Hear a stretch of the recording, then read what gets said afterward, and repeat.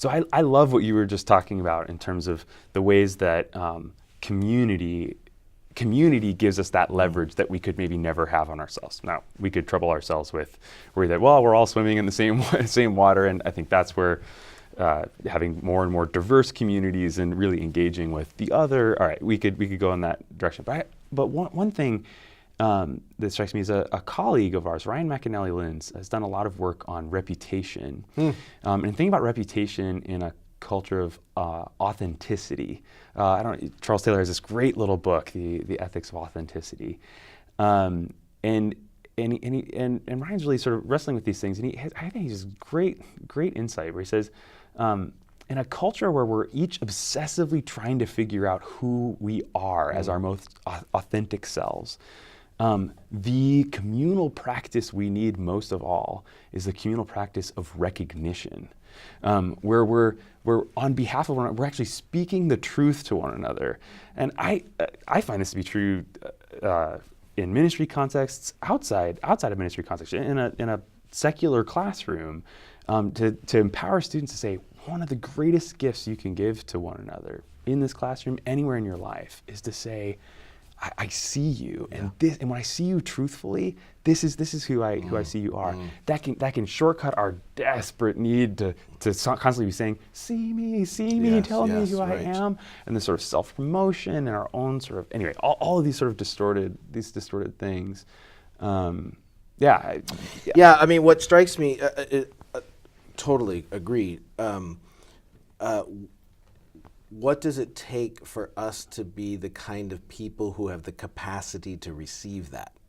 So part of what worries me, I think that's exactly right. The question is, what if all of our sensibilities and hungers have been shaped in such a way that the only recognition I'm looking for is to say, you look fantastic, or do you know whatever Instagram is sort of training me to do? How do we now actually cultivate the capacity for me to want you to be honest with me? Now, probably that has to look like we need a high degree of trust here, right? And I need to know that actually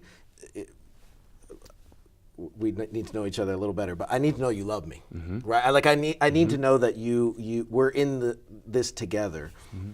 And I think there's I do worry sometimes that we increasingly inhabit a society that undercuts our capacity to build those sorts of the safety net we would need to be able to pull off that recognition. But I think if we could do that, and certainly one hopes the Church of Jesus Christ would be a little outpost where we're trying to do that.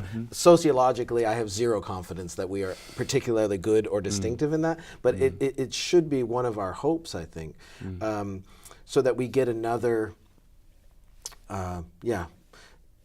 angle on ourselves, right? And to find the gift in that. You know, this sense of well, wait, how can we even help each other sort of see our own immersion if we're all immersed in the same thing? It is another reason. There's two ways, I guess, that I also think we can try to break out of this. Somebody can tell us this is water.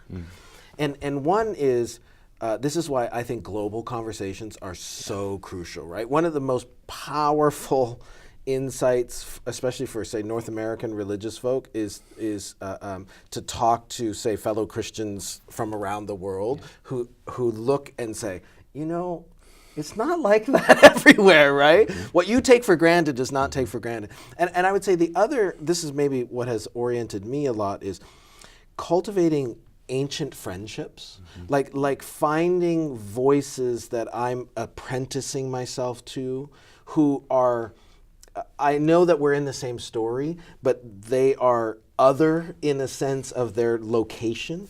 And I guess that's another hopefully sort of check and balance on my immersion.